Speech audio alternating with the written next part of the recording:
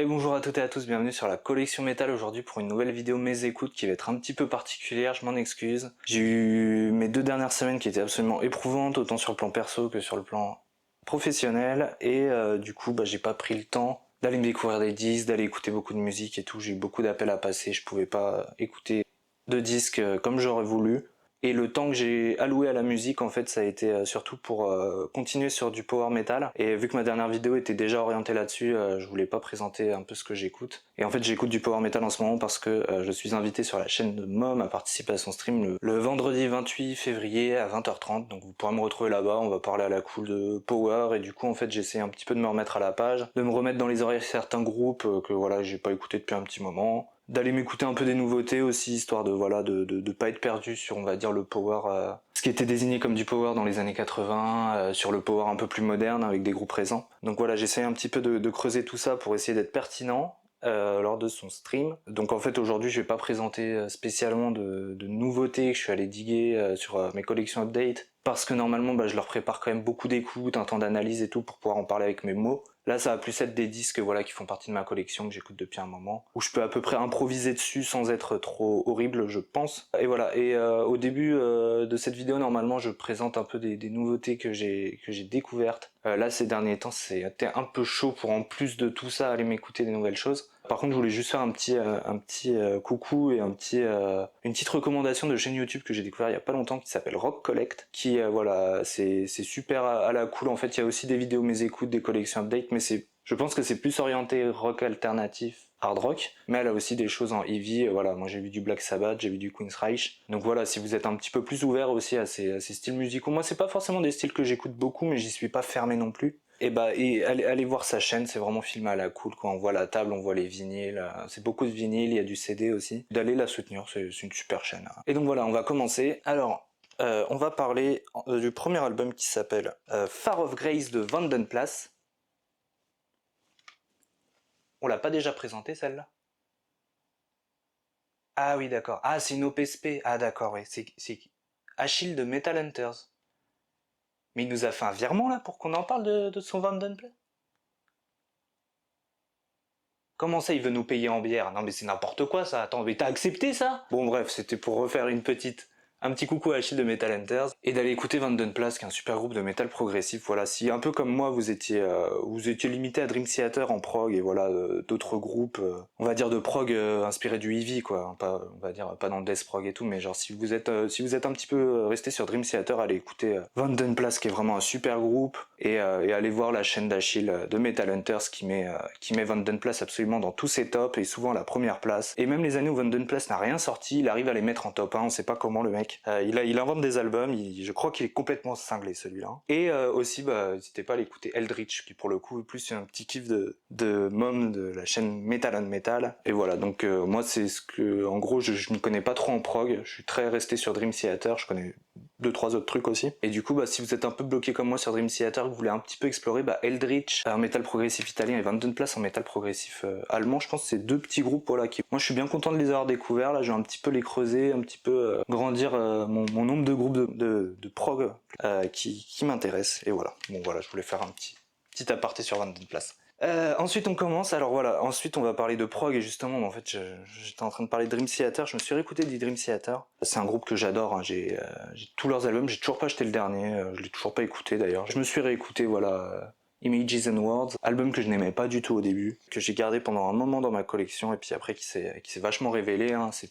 J'ai mis du temps à l'apprivoiser cet album de Dream Theater. Voilà, j'écoutais que le morceau Pull Me Under, voilà, et puis après mon frère m'a chaudement recommandé de poursuivre l'album et d'aller écouter Another Day, qui est vraiment magnifique, avec une musique qui me procure beaucoup d'émotions. Après voilà, Metropolis Part 1, on commence à écouter les prémices de Metropolis Part 2, le final super, Learning to Live, Surrounded, Take the Time, enfin, il n'y a aucun mauvais morceau dans cet album, c'est un album parfait. Je vous recommande de l'écouter si vous connaissez pas trop pour le coup, le métal progressif, c'est une grosse référence. Alors ouais, peut-être que je commencerai pas par ça, moi j'ai eu du mal à rentrer dedans, mais pour le coup c'est vraiment un album qui est fabuleux quoi, et plus je l'écoute, plus je l'aime cet album, donc voilà. En plus c'est une édition française, je crois, parce qu'il y a écrit France dessus. Faudra que je me renseigne. Ensuite, alors voilà, là c'est le moment où j'en ai parlé un petit peu avec plusieurs personnes, moi je suis quand même assez complétiste. C'est-à-dire que quand j'écoute un groupe, j'aime bien avoir tous les albums, et surtout en fait j'aime bien aller chercher des albums qui sont pas appréciés ou alors qui sont peu écoutés. Et donc en fait dans ma démarche d'écouter du Dream Theater en ce moment, je me suis réécouté When Dream and Day Unite. Ça c'est un album où peu de gens en parlent parce qu'en fait c'est pas un album qui est très intéressant. C'est pas James Lavery au chant, c'est comment il s'appelle, Charlie Dominici, je crois. Ouais. Bon, je mettrai en insert il nous a quitté il y a pas longtemps, ce monsieur. Et donc en fait, j'ai essayé d'écouter cet album en me disant bon, c'est le premier album du groupe, c'est pas celui qui les a fait décoller. Ils ont dû changer de chanteur parce qu'en fait, ils se cherchaient encore. Est-ce que c'est un intérêt d'aller écouter cet album finalement? Et ben moi, je dirais que oui. C'est vraiment pour un premier album, voilà, de prog avec des musiciens qui sont excellents, hein. Enfin c'est les gars, je dis pas ça en mode mon opinion quoi, en fait c'est des gars qui ont fait des grosses études, qui ont énormément de références, qui font un métal progressif assez complexe. Alors le premier morceau, Fortune in Lies, il est vraiment bien. Et alors moi mon petit délire dans ce truc, c'est Afterlife. Voilà, Afterlife c'est génial. Alors je me suis pas renseigné sur les paroles, mais genre juste d'entendre le chanteur Dominici qui nous a quitté il y a pas longtemps parler d'Afterlife et tout, moi je sais pas, ça me fait un petit écho comme ça, je me dis c'est un message qui nous a laissé. Bon après je sais pas si c'est lui qui a écrit les paroles. Ouais c'est lui en plus, voilà. Lyrics by Dominix. Mais c'est pas Dominix, hein, je pense que doit y avoir une erreur. Alors il y a pas mal de pressages qui existent de cet album en CD. Moi j'en ai un avec un CD un peu spécial, mais voilà. Et puis là on voit le chanteur Dominici. Et on voit tous les autres qui étaient assez jeunes, hein, John Petrucci. Et puis là c'était Kevin Moore, hein, au clavier. Musique par Moore. Donc ouais, et donc il y a l'espèce d'instrumental The It's a Jam. Donc qui à l'envers c'est écrit Majesty du coup, qui était le premier nom du groupe, qui est quand même un morceau qu'ils ont pas mal repris. Et alors petite anecdote intéressante, en fait ils ont repris cet album en entier avec ils ont fait venir Charlie Dominici au chant pour chanter un ou deux titres. Donc voilà, produit par Terry Date. Terry Date ça me dit quelque chose, hein. Ils avaient déjà un bon producteur ou quoi, mais je sais plus. Et bon la pochette est pas dingue, c'est peut-être pour ça aussi que cet album est mésestimé, mais si vous aimez beaucoup Dream Theater et que vous n'avez pas encore donné une chance à cet album, vous laissez pas distraire par la voix de Dominici qui est loin d'être mauvaise, hein, qui est une voix assez classique on va dire, mais qui est pas horrible, qui fait bien le taf. Après voilà, Charlie Dominici il avait 10 ans de plus que tous les autres membres du groupe, ça c'est pas, il y avait un petit décalage voilà, et puis il cherchait autre chose, donc ça s'est pas fait, mais en faisant abstraction de ça, c'est vraiment un super album. Ensuite voilà, donc on parlait des albums mal aimés. Enfin, c'est la première fois que je vais en parler sur ce format de vidéo, mes écoutes, c'est Helloween avec leur album Chameleon. Je me le suis réécouté parce que ça faisait un petit moment que je me l'étais pas remis, et moi c'est un album que j'aime bien. Faut pas s'attendre à du Helloween, Power, Keepers of the Seven Keys, Master of the Rings et tout. Le groupe était complètement chamboulé dans des histoires, dans des tensions internes, dans des tensions avec leur label. Personne ne s'entendait, en fait ça c'est ce qu'on appelle, c'est pas ce qu'on appelle, mais en gros c'est un triple solo album quoi. Il y a 12 chansons, il y en a 4 de Michael Kiske, 4 de Michael Wekas et 4 de Roland Grapo, ce qui fait en fait un ensemble qui n'est pas super cohérent. Voilà, donc je pense qu'en fait il y a beaucoup de gens qui critiquent cet album de manière assez vindicatif parce qu'ils n'en ont pas écouté grand chose, ils ont écouté vite fait, ils ont fait ah ouais il n'y a pas les trucs de Eagle Fly Free tout ça. Je pense que pour se lancer tranquillement dans cet album, il faut faire abstraction du fait que c'est Halloween, il faut prendre l'album comme il est, et vous verrez qu'il y a quand même des super chansons. Alors le problème aussi c'est qu'il fait 1h10 quoi je crois, ouais 1h71 minutes, ça c'est carton rouge normalement, mais voilà, donc je vous propose d'aller écouter First Time, aller écouter Giants pour le côté un petit peu plus on va dire où il y avait encore des relents Halloween du début. Et moi ce que je conseille aussi énormément c'est la chanson When the Sinner qui est magnifique, et vous allez voir hein, c'est pas spécialement du métal hein. Moi j'ai mis une petite étiquette power rock dans mon Excel. Ça veut absolument rien dire, hein. Je l'ai juste mélangé power metal et rock parce que c'est pas vraiment du métal cet album, en même temps il y a des choses qui font penser. Moi c'est la chanson aussi I Don't Wanna Cry No More que Roland Grapo a écrit en hommage à son frère qui était décédé, qui me touche beaucoup. Step Out of Hell est sympa, Revolution No aussi, et puis bon il y a la petite balade Windmill voilà qu'ils avaient mis en single, et d'ailleurs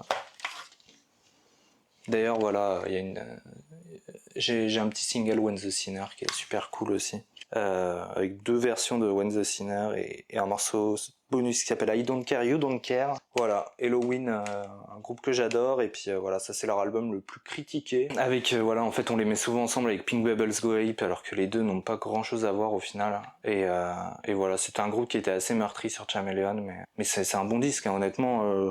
Enfin si vous l'avez jamais écouté ou si vous trouvez qu'il est mauvais mais que vous l'avez jamais vraiment écouté, bah peut-être lui redonner une chance. C'est loin d'être un mauvais disque, c'est pas en fait, c'est pas ce qu'on attend d'Halloween. Et moi j'ai tendance à dire plus de 30 ans après, est-ce qu'en fait on n'est pas content d'avoir dans une carrière aussi fournie que celle d'Halloween, d'avoir un album qui dénote comme ça, voilà. C'est comme le Risque de Megadeth, c'est comme, voilà, il y a plein de... Le Spheres de Pestilence, voilà, les mal aimés, est-ce qu'au final, plusieurs années après, on n'est pas content qu'ils soient là, quoi, mine de rien, au lieu de ne pas avoir eu de disque. Ensuite, alors là, ouais, je me suis réécouté du Benediction, voilà, c'est un groupe que j'aime beaucoup, parce qu'ils ont sorti un nouveau single qui s'appelle Engines of War. Et donc je me suis remis un petit peu de Benediction dans les oreilles. Je me suis remis Killing Music. Alors voilà, moi c'est pas ma période préférée de Benediction là, avec Dave Hunter au chant. Dave Hunt, pardon. Dave Hunt au chant. Mais au final, en fait, j'essaye régulièrement de leur redonner des chances à ces disques. Et c'est vrai, en fait, j'aime beaucoup comment dire, la composition Benediction, quoi. Genre des riffs qui sont vraiment puissant, un phrasé qui est parfois très death, parfois limite punk dans l'esprit. Moi c'est quelque chose que j'aime beaucoup. Ça c'est une petite édition spéciale, alors voilà, j'ai pas les titres en tête, mais je dirais quand même, voilà, en fait c'était ça le souci, en fait, c'est qu'il y a 4 bonus, donc l'album me paraissait interminable, mais voilà, donc c'est 12 titres plus 4 bonus, donc 16. Et moi ce que j'aime bien c'est genre le DVD, alors en fait ils présentent le DVD en disant Report du studio, Making of the King Music, Sonic Dirty Live Recordings, et après il y a juste écrit genre Just fucking watch it, donc juste regarde ça, quoi, décide toi-même de ce qu'il y a dedans, quoi. Donc c'est assez rigolo. Ils ont écrit là, je sais pas si... Voilà, je trouve c'est assez rigolo. Et puis voilà, moi Benediction, c'est un groupe que j'aime beaucoup dans la scène anglaise, voilà. Je sais pas si on peut définir les grands groupes de death anglais, de death britannique plutôt, anglais, c'est genre t'as Bolt Thrower, Carcass, Benediction. Bon, j'en oublie peut-être un, tu sais, pour faire une sorte de Big Four ou quoi, mais moi aussi Benediction, c'est surtout celui qui m'a frappé. Ce Killing Music est sympa. Voilà, je l'aime bien aussi. Et surtout, en fait, moi, mon album... un de mes albums préférés de Benediction, c'est Scriptures, qu'ils ont sorti en 2020.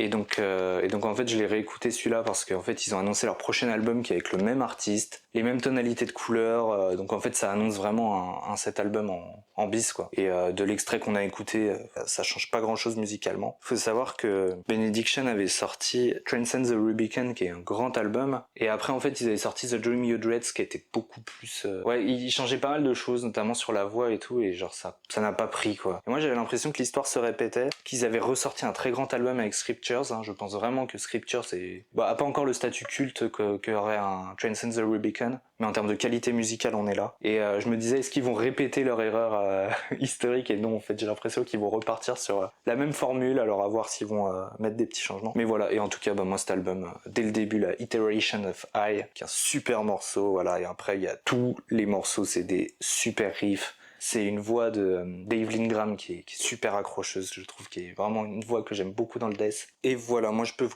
si vous aimez bien le death metal, vous avez jamais écouté Benediction, je vous recommande celui-là absolument. Celui-là, il est super bien, il est super catchy. Il est super métal, quoi. Ensuite, alors voilà, moi je m'étais un petit peu réécouté de Power aussi, j'ai pas abandonné 2-3 trucs que je voulais montrer. Je me suis réécouté Mandrake de Edguy, on en avait un petit peu parlé avec Achille de Metal Hunters, et je me suis remis quelques disques dans les oreilles, parce que lui c'est son préféré, je crois même que c'est genre dans son top 20 albums de tous les temps. Moi Mandrake, voilà, c'est un petit peu comme Eternity de Freedom Call, c'est le dernier que j'ai chopé de ma série Deadguy que je voulais avoir, et donc c'est un peu celui que j'ai le moins écouté, parce qu'en fait je suis passé sur d'autres choses. Donc en fait j'ai quand même pas mal d'affection plus pour Theater of Salvation, pour Hellfire Club et pour Vainglory Opera. Vainglory Opera, voilà, que j'avais pas écouté depuis très longtemps, mais en me le remettant, j'ai eu des souvenirs fabuleux. Et donc en fait là, en me le remettant, ce Edguy, il est aussi excellent, hein. Edguy, ils ont vraiment sorti 4-5 albums parfaits d'affilée. Moi vraiment là, c'est le morceau Save Us Now, voilà, moi c'est tout ce que j'aime dans le power, quoi. C'est super refrain, ça va vite, c'est cool. Moi aussi la musique All the Clones que j'aime beaucoup parce que c'était en fait le titre me parlait, quoi. Donc c'est vrai que c'était vraiment génial. Il y a le super Painting on the Wall, voilà. Je crois que c'est Nail to the Wheel qui est vraiment super agressif, quoi, pour du Edguy. Moi j'aime beaucoup cet album aussi. aussi, voilà, sorti sur NTS. Nothing to Say, qui a beaucoup contribué à la diffusion du power et du metal progressif en France. Et voilà, je voulais parler un petit peu de ce Mandrake parce que j'en ai jamais parlé, il me semble, sur la chaîne. C'est toujours un album que voilà, c'est pas le premier auquel je pense quand je pense à Ed Guy. Alors je le connais pas par cœur, comme je pourrais connaître un Theater of Salvation ou un Hellfire Club, mais voilà, c'est un album que j'ai quand même dans le bide et que j'aime beaucoup. Je me suis également écouté après cette petite conversation Ritual de Shaman. Là, je vais être un peu moins dithyrambique, c'est un album avec lequel j'ai du mal, honnêtement. Je pense que j'ai toujours été un petit peu, comment dire, dans l'attente de quelque chose comme Angra, alors qu'en fait, les Shaman, bah, ils ont voulu faire leur chose. Il y a toujours ce côté assez, brésilien. Je sais pas si on pourrait dire folk, mais voilà, quoi, on sent l'influence de leur culture là-dedans. Et moi, franchement, ouais, il y a ce morceau Here I Am que j'adore. Et puis après, il y a Distance Under que j'aime un peu moins. Et puis voilà, c'est ce que j'ai jamais compris dans cet album, c'est le morceau Fairy Tail, parce que je le vois, genre, il est vachement écouté, il y a toujours dans les recommandations YouTube. Et alors, à chaque fois que j'écoute l'album, je passe complètement à côté de ce titre, quoi. Donc, il faudra un jour que je m'écoute que ce titre, genre 10 fois d'affilée pour savoir lequel c'est, parce qu'à chaque fois, je passe à côté, quoi. C'est un truc de dingue. Mais voilà, je pense que l'album est quand même à avoir juste pour entendre André Matos chanter, parce que entendre André Matos chanter, c'est jamais un mauvais album. Même Firework d'Angra est excellent. Voilà, j'ai pas grand chose d'autre à dire, si ce n'est que c'est quand même une super pochette. Hein. Voilà, et Mandrake aussi, c'est des super pochettes. Et voilà, et donc en parlant d'Angra, je me suis réécouté, alors je me l'écoute pas souvent pareil parce que j'ai pas trop envie de l'abîmer, mais c'est leur première EP ou démo Reaching Horizons, qu'ils ont réédité en CD pour leur fan clubs, donc ça devait être en 96 ou en 94, je sais plus exactement. Et donc en fait, on a des versions démo, voilà, de Carry On, de Queen of the Night qui est sur l'EP Freedom Call, hein, qui est pas sur un album studio. Angel's Cry, Time, Evil Warning, Reaching Horizons. Reaching Horizons, c'est vraiment une de mes chansons préférées d'Angra, où Raphaël Bittencourt a vraiment fait un super morceau. Et voilà, après il y a des petits bonus tracks avec Wuthering Heights, donc la reprise de Kate Bush, si je ne m'abuse, en version speed, quoi. Donc vraiment, ça c'est, enfin, si vous arrivez à le choper, bah bien joué, c'est pas facile à choper, moi j'ai eu énormément de chance. Ça c'est vraiment une curiosité pour les fans d'Angra, un peu de voir comment les premiers morceaux étaient faits. Et aussi un petit truc que je savais pas, mais c'est pas Riccardo Confessori à la base, c'est un autre batteur. Alors je me souviens plus de son nom, peut-être je le mettrai en insert. Mais voilà, donc Riccardo Confessori était pas déjà là dès le début du groupe, mais il y avait déjà Hugo Mariatti, la paire de guitaristes, André Matos et tout. Alors là, décidément, je vais parler de pas mal de chaînes YouTube. Il y a Cad de mes vieilleries qui a sorti une tier list sur Carcass. Et moi, Carcass, je suis pas un gros fan. On va dire que j'aime beaucoup la chaîne de Cad dans le sens où en fait, parfois, il va parler avec énormément de passion d'un groupe et ça va me donner envie d'aller me replonger dedans, quoi, après avoir eu pas forcément un avis positif dessus. Et donc Carcass, en fait, moi j'ai que deux choses d'eux. J'ai ce Choice Cuts que j'avais pris lors d'une commande et qui a pris la poussière, honnêtement, j'étais jamais allé vraiment l'écouter. Il était un peu dans ma pile de la honte, quoi. Et j'ai aussi leur EP Despicable, ouais, c'est ça, Despicable. Et donc je suis allé m'écouter ce Choice Cuts, honnêtement j'ai bien aimé, voilà, j'aime pas découvrir des groupes vraiment sur des compilations. En plus il y a 21 pistes là, donc c'était un peu... Surtout qu'en plus, bon voilà, ils ont des pistes qui sont assez courtes parfois, c'est un peu dur de s'y retrouver. Je pense quand même que c'était un bon aperçu du groupe. Moi je me suis un petit peu... je connaissais le Carcass de Despicable, quoi, vu que j'avais l'EP, mais j'étais jamais allé écouter, voilà, les Symphonies of Sickness, je crois, les premiers, quoi. Donc voilà, ça m'a permis un petit peu d'avoir un aperçu de tout ça. J'avoue que c'est un groupe qui m'intéresse pas mal. Alors c'est un groupe qui change énormément de style à chaque album, donc j'aimerais bien quand même m'en choper au moins un, histoire de bien le creuser, et puis après on verra pour un autre. Voilà, Carcass, ouais, comme j'ai dit, voilà, c'est l'école de death metal britannique, mais eux en fait ils ont fait du death mélodique, du gore grind, il me semble. Hein. Ouais, c'est pas grindcore, c'est gore grind, hein, Carcass, eux ils ont toute cette imagerie gore et tout. Voilà, donc groupe que je connais pas beaucoup, hein, donc n'hésitez pas à me recommander votre petit préféré de Carcass.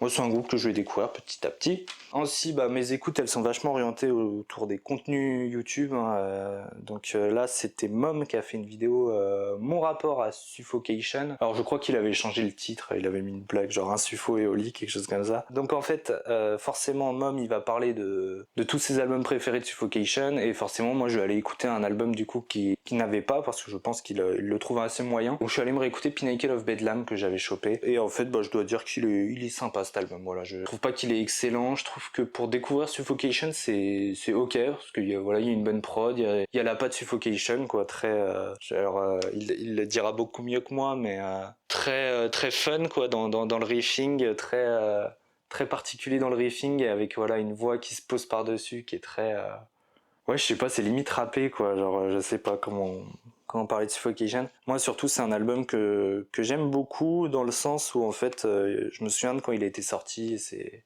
quand même une super pochette quoi et ça m'avait assez fasciné quand j'étais ado. Et voilà, donc Suffocation, moi j'en ai que deux donc je connais pas encore très bien le groupe mais c'est un groupe que j'aime beaucoup et je préfère Immolation en fait dans la scène new-yorkaise. En fait j'associe toujours ces trois groupes ensemble quoi, Incantation, Immolation, Suffocation, scène new-yorkaise de death metal. Moi j'aime beaucoup Immolation, ils ont un côté assez grandiose, assez massif. Suffocation j'aime beaucoup pour le côté fun et Incantation j'ai un disque d'eux et d'ailleurs c'est pas du tout un truc connu donc il faut que je découvre. Enfin on va finir avec un groupe que... Comment expliquer ça sans rentrer dans le cliché? C'est un groupe en fait que je me suis mis à énormément apprécier ces dernières années, un groupe voilà que j'aime beaucoup parce que c'est un groupe qui dénote un peu de tout ce qui se fait, c'est Voivod. Voilà Voivod, donc comment définir Voivod? Du thrash technique, progressif, je sais pas trop quoi, dystopique, futuriste, ce que vous voulez. Et donc en fait je m'étais chopé cette édition de Synchro Anarchy, qui est super. Moi j'aime beaucoup ce genre d'artwork. Voilà, ça me parle. Voilà les espèces de petits bonhommes bâtons là. Et bah franchement en fait cet album, voilà, plus je me l'écoute, plus je l'adore. Il est dans la lignée des précédents, hein, donc The Wake, Targeters, tout ça, que j'aime beaucoup également. Et donc en plus voilà, c'est une petite édition avec un live qui s'appelle Return to Morgoth où il parle un peu en français, c'est assez rigolo. Et surtout il y a une version live d'un de mes morceaux préférés de Voivod qui s'appelle Obsolete Beings, qui est magnifique. Alors voilà, après il y a Korgul's Exterminator et tout. Voivod, j'ai un peu du mal à connaître le nom des chansons. Pour moi, c'est des albums qui vraiment doivent s'écouter, pas en single ou quoi. C'est des albums qui s'écoutent de bout en bout. Et voilà, pareil, sur cet album, j'ai pas encore les titres en tête. Ouais, non, j'arriverai pas à vous dire c'est lequel, genre j'ai le morceau en tête, voilà, bon, je vais pas le chanter parce que parce que j'ai pas envie de passer pour un con non plus, mais voilà, donc en tout cas excellent, moi j'aime beaucoup The Wake, j'aime beaucoup celui-là du coup, et Voivod, bah allez écouter Voivod si vous connaissez pas, vous allez avoir une expérience musicale qui va pas forcément vous plaire, mais au moins qui va être inédite et que vous aurez jamais écouté dans votre vie quoi. Et donc Voivod, voilà, moi j'aime beaucoup leur début très speed metal, très punk, voilà, les deux premiers là, Warren Payne et et après ouais ils sont partis sur leur délire un peu de description d'un monde dystopique et tout. Je me suis jamais trop intéressé aux paroles, il faudrait que je le fasse un jour, ça a l'air passionnant. Et voilà, ils ont eu des périodes où leur chanteur était parti, ils ont pris un bassiste qui était plus en train de gueuler, il y a eu Jason Newsted qui est passé aussi par le groupe, voilà, bon bref. Voivod, le Big Four canadien, je sais pas trop, voilà, avec Annihilator et deux autres groupes dont j'ai mangé le nom, et voilà, allez écouter Voivod, c'est excellent. Bon bah voilà, en tout cas merci beaucoup d'avoir regardé cette vidéo, voilà encore une fois désolé, hein, j'ai pas encore pris beaucoup de temps d'écouter tous ces disques, voilà je les ai écoutés une, deux fois, trois fois max. J'en parle, j'aime pas trop faire ça, d'habitude je préfère mettre un petit peu plus d'écoute. Ah, mais après, voilà, comme j'ai dit, j'ai eu des semaines compliquées récemment et j'aime bien sortir ce genre de contenu parce que je sais qu'il y a des gens qui les regardent plus que d'autres formats que je fais et qui aiment bien qu'on parle musique tranquillement. N'hésitez pas à me dire ce que vous en avez pensé, n'hésitez pas à me dire si vous connaissez des disques ou si ça vous donne envie d'en découvrir. On se dit à très bientôt, rendez-vous vendredi prochain à 20h30 sur la chaîne Twitch de Mom, où on parlera de Power bien comme il faut. Je pense qu'il défendra beaucoup mieux que moi Shaman. Et voilà, et puis écoutez Voivod et surtout écoutez Vanden Plas, voilà. On a reçu les bières au moins. Allez, merci beaucoup. N'hésitez pas à mettre un petit like et à vous abonner aussi si vous avez bien aimé. Et on se dit à la prochaine. Allez, ciao.